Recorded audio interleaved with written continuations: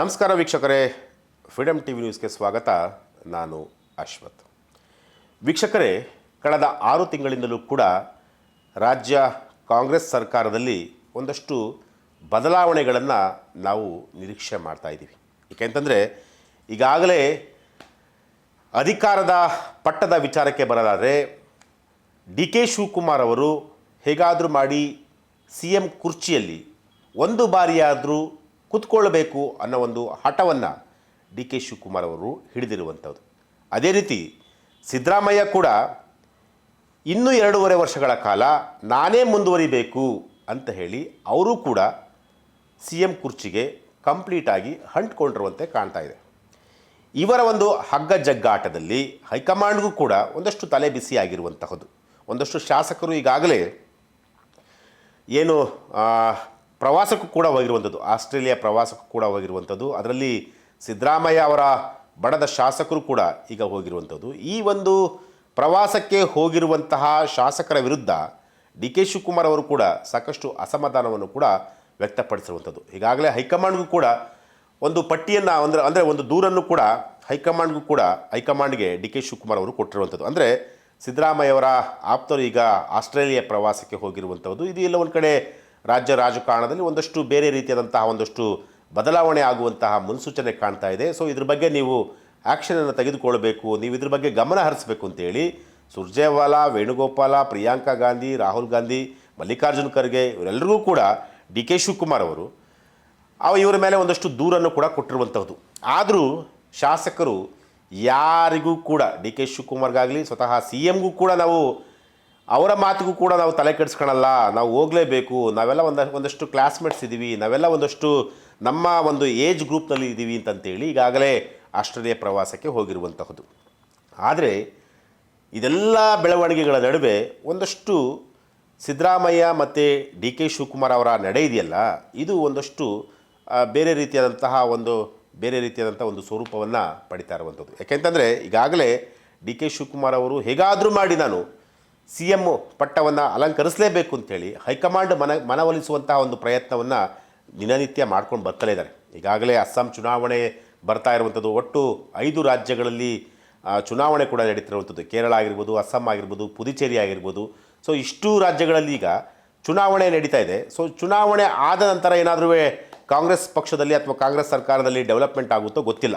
ಆದರೂ ಸದ್ಯಕ್ಕಂತೂ D K Shivakumar ಹೇಗಾದರೂ ಮಾಡಿ ಸಿದ್ದರಾಮಯ್ಯ ಅವ್ರನ್ನ ಮನವೊಲಿಸಬೇಕು, ಜೊತೆಗೆ ಹೈಕಮಾಂಡನ್ನು ಕೂಡ ಮನವೊಲಿಸಬೇಕು ಅಂತೇಳಿ ದೆಹಲಿಯಲ್ಲಿ ಬಿಟ್ಟುಬಿಟ್ಟಿರುವಂಥದ್ದು. ಜೊತೆಗೆ ಪ್ರಿಯಾಂಕಾ ಗಾಂಧಿ ಅವರ ಜೊತೆ ಓಡಾಡ್ತಿರೋದು ಮೀನ್ಸ್ ಅಂತಂದರೆ ಅವರ ರಾಜಕೀಯದಲ್ಲಿ ಒಂದಷ್ಟು ಆಕ್ಟಿವ್ ಆಗಿ ಕೆಲಸ ಮಾಡ್ತಿರುವಂಥದ್ದು. ಯಾಕೆಂದರೆ ಚುನಾವಣೆ ಇರೋದ್ರಿಂದ. ಸೊ ಚುನಾವಣೆ ಇರುವಂತಹ ಸಂದರ್ಭದಲ್ಲಿ ಡಿ ಕೆ ಶಿವಕುಮಾರ್ ಅವರಿಗೆ ಒಂದು ಸ್ಥಾನಮಾನ ಕೊಟ್ಟಿರ್ತಾರೆ. ಯಾಕೆಂತಂದರೆ ಟ್ರಬಲ್ ಶೂಟರ್ ಅಂತಂತ ಹೇಳಿ ಅವ್ರಿಗೀಗ ಹೆಸರು ಬಂದಿರುವಂಥದ್ದು. ಅಂದರೆ ಕೆಲವೊಂದು ಚುನಾವಣೆಗಳು ನಡೆಯುವಂತಹ ಸಂದರ್ಭದಲ್ಲಿ ಡಿ ಕೆ ಶಿವಕುಮಾರ್ ಅವರು ತಮ್ಮದೇ ಆದಂಥ ಒಂದಷ್ಟು ಸ್ಟ್ರಾಟಜಿಗಳನ್ನು ಮಾಡಿ ಪಕ್ಷವನ್ನು ಗೆಲ್ಲಿಸಲಿಕ್ಕೆ ಏನು ಮಾಡಬೇಕು ಅದೆಲ್ಲವನ್ನು ಕೂಡ ಮಾಡ್ತಾರೆ ಅನ್ನೋ ಒಂದು ಹಿಂದಿನಿಂದ ಅದು ವಾಡಿಕೆ ಆಗಿರುವಂಥದ್ದು. ಸೊ ಹಾಗಾಗಿ ಅದೇ ವಿಚಾರಕ್ಕೆ ಸಂಬಂಧಪಟ್ಟಂತೆ ಡಿ ಕೆ ಶಿವಕುಮಾರ್ ಅವರಿಗೆ ಈಗ ಮುಂಬರುವಂತಹ ಏನು 5 ರಾಜ್ಯಗಳ ಚುನಾವಣೆ ಇದೆಯಲ್ಲ, ಆ ಚುನಾವಣೆಯಲ್ಲಿ ಒಂದು ಸ್ಥಾನವನ್ನು ಕೊಟ್ಟಿರುವಂಥದ್ದು. ಅಂದರೆ ಯಾವ ರೀತಿಯಾಗಿ ಸ್ಟ್ರಾಟಜಿಯನ್ನು ಮಾಡಬೇಕು ಅಂತೇಳಿ.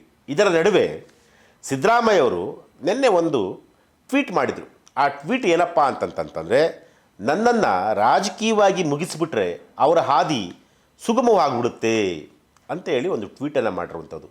ಈ ಟ್ವೀಟ್ ಇದೆಯಲ್ಲ, ಈಗ ಇದು ರಾಜ್ಯ ರಾಜಕಾರಣದಲ್ಲಿ ಒಂದಷ್ಟು ಚರ್ಚೆಗೆ ಗ್ರಾಸ ಮಾಡಿಕೊಡ್ತಿರುವಂತಹ ಟ್ವೀಟ್. ಯಾಕೆಂದರೆ ಸಿದ್ದರಾಮಯ್ಯ ಅವರು ಈ ರೀತಿಯಾಗಿ ಟ್ವೀಟ್ ಮಾಡ್ತಿದ್ದಾರೆ ಅಂತಂತಂದರೆ ಅದಕ್ಕೆ ಬಲವಾದಂತಹ ಒಂದಷ್ಟು ಕಾರಣ ಕೂಡ ಇದ್ದೇ ಇರುತ್ತೆ.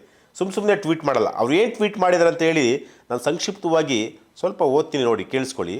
ಅಂದರೆ ಸಿದ್ದರಾಮಯ್ಯ ಅವರ ಟ್ವೀಟ್ ಇದೆಯಲ್ಲ, ಆ ಒಂದು ಟ್ವೀಟ್ ಈಗ ಒಂದಷ್ಟು ಚರ್ಚೆಗೂ ಕೂಡ ಗ್ರಾಸವಾಗ್ತಿರುವಂಥದ್ದು. ಅಂದರೆ ಕುರಿ ಕಾಯ್ತಿದ್ದವನು ಸಿ ಎಂ ಆದದ್ದೇ ಪಟ್ಟಭದ್ರರ ಕಣ್ಣು ಕೆಂಪಾಗಲು ಕಾರಣವಾಗಿದೆ. ಯಾಕೆ ಈ ರೀತಿಯಾದಂತಹ ಒಂದು ಟ್ವೀಟನ್ನು ಮಾಡಿದ್ದಾರೆ ಸಿದ್ದರಾಮಯ್ಯನವರು? ಯಾಕೆಂತಂದರೆ ಸಿದ್ದರಾಮಯ್ಯವರು ಸುಮ್ಮನೆ ಸೈಲೆಂಟಾಗಿ ಕೂತ್ಕೊಂಡ್ರೂ ಕೂಡ ಅದು ಬೇರೆ ರೀತಿಯಾಗಿ ಇಂಪ್ಯಾಕ್ಟ್ ಮಾಡುತ್ತೆ. ಏನಾದರೂ ಒಂದು ಟ್ವೀಟ್ ಮಾಡಿದ್ರೂ ಕೂಡ ಅದು ಬೇರೆ ರೀತಿಯಾಗಿ ಇಂಪ್ಯಾಕ್ಟ್ ಮಾಡುತ್ತೆ.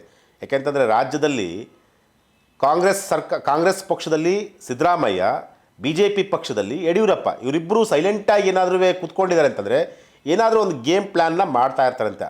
ಅದರಲ್ಲೂ ಏನಾದರೂ ಒಂದು ಟ್ವೀಟ್ ಮಾಡಿದ್ದಾರೆ ಅಂತಂದರೆ ಅದಕ್ಕೆ ಬಲವಾದಂತಹ ಕಾರಣ ಕೂಡ ಇರುತ್ತೆ.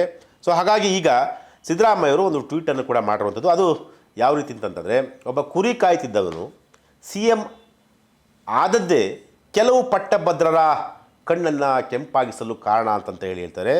ಸೊ ಇದು ಎಲ್ಲೋ ಒಂದು ಕಡೆ ಈ ರೀತಿಯಾದಂಥ ಒಂದು ಟ್ವೀಟ್ ಇದೆಯಲ್ಲ, ಅದು ಚರ್ಚೆಗೂ ಕೂಡ ಗ್ರಾಸವಾಗಿರುವಂಥದ್ದು. ಅಂದರೆ ನನ್ನ ಮೇಲೆ ವಿರೋಧಿಗಳು ನಡೆಸುತ್ತಿರುವಂತಹ ಬಹುತೇಕ ದಾಳಿಗಳು, ಮಾಡುತ್ತಿರುವಂತಹ ಟೀಕೆಗಳು, ಆರೋಪಗಳು, ನಾನು ಹುಟ್ಟಿದ ಜಾತಿಯೂ ಒಂದು ಕಾರಣ. ಕುರಿ ಕಾಯುತ್ತಾ ಇರಬೇಕಾದವನು ಮುಖ್ಯಮಂತ್ರಿಯಾಗಿ ಬಿಟ್ನಲ್ಲ. ಆರ್ಥಿಕ ತಜ್ಞರಿಗೆ ಸರಿಸಮಾನಾಗಿ ನಿಂತು ಸಾಲು ಸಾಲು ಬಜೆಟ್ ಮಂಡಿಸಿ ಶಹಬಾಸ್ಗಿರಿಯನ್ನು ಗಳಿಸಿಬಿಟ್ನಲ್ಲ ಅನ್ನೋ ಒಂದಷ್ಟು ಅಸಹನೆ, ಅವರೊಳಗೆ ದ್ವೇಷ, ಅಸೂಯೆ ಕುದಿತಾ ಇದೆ. ಇವನೊಬ್ಬರನ್ನು ರಾಜಕೀಯವಾಗಿ ಮುಗಿಸಿಬಿಟ್ರೆ ಇನ್ನು ಅದರ ಅಂತ್ಯ ತಾನಾಗೇ ಆಗುತ್ತೆ ಅನ್ನೋದು ಕೆಲವರ ಅಭಿಪ್ರಾಯ ಕೂಡ ಆಗಿದೆ. ನಮ್ಮೆಲ್ಲರ ಹಾದಿ ಸುಗಮವಾಗಿ ಬಿಡುತ್ತೆ ಎನ್ನುವ ಒಂದಷ್ಟು ರಾಜಕೀಯ ದುರುದ್ದೇಶದ ಲೆಕ್ಕಾಚಾರ ಕೂಡ ಕೆಲವರಲ್ಲಿ ಇದೆ ಅಂತೇಳಿ ಸಿದ್ದರಾಮಯ್ಯವರು ಈ ರೀತಿಯಾಗಿ ಟ್ವೀಟನ್ನು ಮಾಡಿರುವಂಥದ್ದು.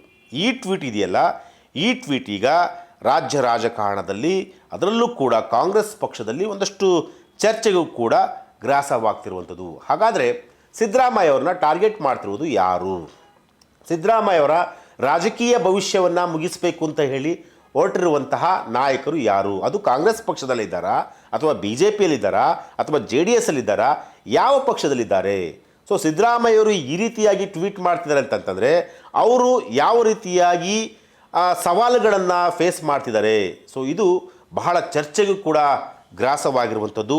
ಸದ್ಯಕ್ಕಂತೂ ಈಗಾಗಲೇ ಕಾಂಗ್ರೆಸ್ನಲ್ಲಿ ಅಧಿಕಾರದ ವಿಚಾರ ದೊಡ್ಡ ಮಟ್ಟದಲ್ಲಿ ಚರ್ಚೆ ಆಗ್ತಿರುವಂಥದ್ದು. ಹೇಗಾದರೂ ಮಾಡಿ ಸಿದ್ದರಾಮಯ್ಯವ್ರನ್ನ ಕೆಳಗಿಳಿಸಲೇಬೇಕು, ಕೆಳಗಿಳಿಸಿ ಅವ್ರನ್ನ ಅಧಿಕಾರದಿಂದ ಕೆಳಗಿಳಿಸಿ ಅವ್ರನ್ನ ಸುಮ್ಮನೆ ಸೈಲೆಂಟ್ ಮಾಡಬೇಕು ಅಂತೇಳಿ ಒಂದಷ್ಟು ಏನು ಕಾಂಗ್ರೆಸ್ ಮೂಲ ಕಾಂಗ್ರೆಸ್ಸಿಗರಾಗಿರ್ಬೋದು ಅಥವಾ ವಲಸಿಗ ಕಾಂಗ್ರೆಸ್ಸಿಗರಾಗಿರ್ಬೋದು, ಯಾರೇ ಆಗಿರ್ಬೋದು, ಒಂದಷ್ಟು ಜನರು ಸ್ಟ್ರಾಟಜಿಯನ್ನು ಮಾಡ್ತಿರೋದಂಥದ್ದು ಪಕ್ಕ. ಆದರೆ ಸಿದ್ದರಾಮಯ್ಯ ಇದ್ಯಾವುದಕ್ಕೂ ಕೂಡ ತಲೆ ಕೆಡಿಸ್ಕೊಳ್ಳದೆ ಏನು ಮಾಡಬೇಕು, ಅಭಿವೃದ್ಧಿ ಕೆಲಸಗಳ ಬಗ್ಗೆ ಏನು ಮಾಡಬೇಕು, ರಾಜಕೀಯ ದಾಳವನ್ನು ಯಾವ ರೀತಿಯಾಗಿ ಉರುಳಿಸ್ಬೇಕು, ಅಂದರೆ ಈ ಚೆಸ್ ಗೇಮ್ ಅಂತಂತಾರಲ್ಲ, ಯಾವ ರೀತಿಯಾಗಿ ಪಾನ್ಗಳನ್ನು ಮುಂದೆ ಇಡಬೇಕು, ಯಾವ ರೀತಿಯಾಗಿ ಬೇರೆ ಬೇರೆ ಪಾನ್ಗಳನ್ನು ಹೊಡಿಬೇಕು, ಇದೆಲ್ಲವನ್ನು ಕೂಡ ಬಹಳ ಲೆಕ್ಕಾಚಾರದಿಂದ ಸಿದ್ದರಾಮಯ್ಯವರು ಕೂಡ ಮಾಡ್ತಿರುವಂಥದ್ದು. ಆದರೆ ಡಿ ಕೆ ಶಿವಕುಮಾರ್ ಹೇಗಾದರೂ ಮಾಡಿ ಸಿದ್ದರಾಮಯ್ಯವ್ರನ್ನ ಇಳಿಸ್ಬೇಕು, ಸಿದ್ದರಾಮಯ್ಯವ್ರನ್ನ ಇಳಿಸಿದರೆ ಅಥವಾ ರಾಜಕೀಯದಿಂದ ಅವ್ರನ್ನ ನಿವೃತ್ತಿ ಮಾಡಿಸಿದ್ರೆ ಅಥವಾ ರಾಜಕೀಯದಿಂದ ಅವ್ರನ್ನ ಏನಾದರೂ ಸೈಲೆಂಟ್ ಮಾಡಿದ್ರೆ ಮುಂದೆ ನಾವೇಗ ಬೇಕಾದರೂ ಇರಬಹುದು ಅನ್ನೋ ಒಂದಷ್ಟು ಲೆಕ್ಕಾಚಾರ ಕೂಡ ಒಂದಷ್ಟು ನಾಯಕರುಗಳಲ್ಲಿ ಇರೋದಂತೂ ಸತ್ಯ. ಯಾಕೆಂತಂದರೆ ಸಿದ್ದರಾಮಯ್ಯ ಆ್ಯಕ್ಟಿವ್ ಆಗಿಲ್ಲದೇ ಇದ್ದರೆ ಇನ್ನು ಅವರು ಹೇಗೆ ಬೇಕಾದರೂ ಇರಬಹುದು, ತಮ್ಮ ಒಂದು ರಾಜಕೀಯ ಒಂದು ರಾಜಕೀಯ ಹಿತಾಸಕ್ತಿಗಳನ್ನು ಅಥವಾ ಇಚ್ಛಾಶಕ್ತಿಗಳನ್ನು ನಾವು ಹೇಗೆ ಬೇಕಾದ್ರೂ ಬೆಳೆಸ್ಬೋದು, ತಮ್ಮ ಬೇಳೆಯನ್ನು ಬೇಯಿಸ್ಬೋದು ಅನ್ನೋ ಒಂದಷ್ಟು ಲೆಕ್ಕಾಚಾರಗಳು ಖಂಡಿತವಾಗ್ಲೂ ಇದೆ.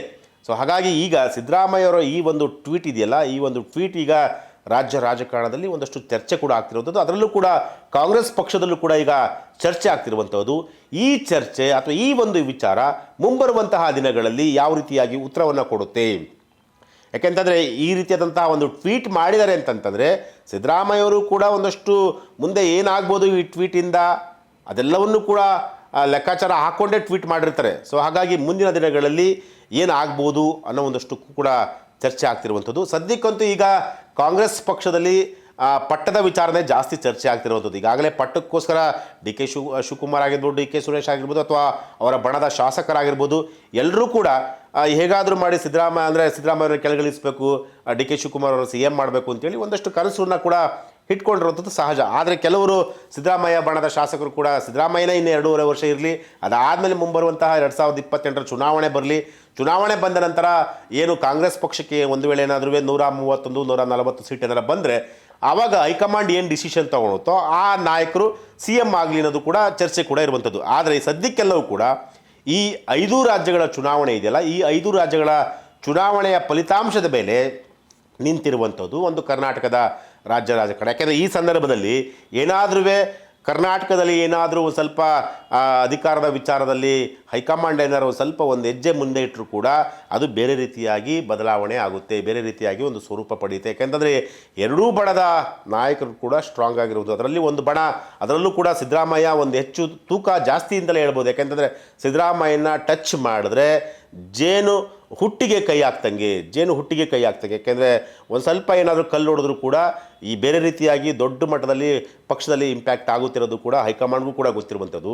ಸೊ ಹಾಗಾಗಿ ಈ 5 ರಾಜ್ಯಗಳ ಚುನಾವಣೆ ಆದ ನಂತರ ಒಂದಷ್ಟು ಬದಲಾವಣೆ ಆದರೂ ಕೂಡ ಅಚ್ಚರಿ ಇಲ್ಲ ಅಂತ ಹೇಳ್ಬೋದು. ಎಸ್, ಇದು ಇವತ್ತಿನ ಒಂದು ವಿಚಾರ. ನಾಳೆ ಮತ್ತೊಂದು ವಿಚಾರದೊಂದಿಗೆ ನಾನು ನಿಮ್ಮನ್ನು ಭೇಟಿಯಾಗ್ತೀನಿ. ನಿರಂತರ ಸುದ್ದಿಗಾಗಿ ನೋಡ್ತಾ ಇರಿ ಫ್ರೀಡಮ್ ಟಿವಿ ನ್ಯೂಸ್. ಕ್ಷಣ ಕ್ಷಣದ ಸುದ್ದಿಗಳಿಗಾಗಿ ಫ್ರೀಡಮ್ ಟಿವಿ ಸಬ್ಸ್ಕ್ರೈಬ್ ಮಾಡಿ, ಲೈಕ್ ಮಾಡಿ ಹಾಗೂ ಫಾಲೋ ಮಾಡಿ. ಹೊಸ ಸುದ್ದಿಗಳ ನೋಟಿಫಿಕೇಶನ್ಗಾಗಿ ಬೆಲ್ ಐಕಾನ್ ಮೇಲೆ ಕ್ಲಿಕ್ ಮಾಡಿ.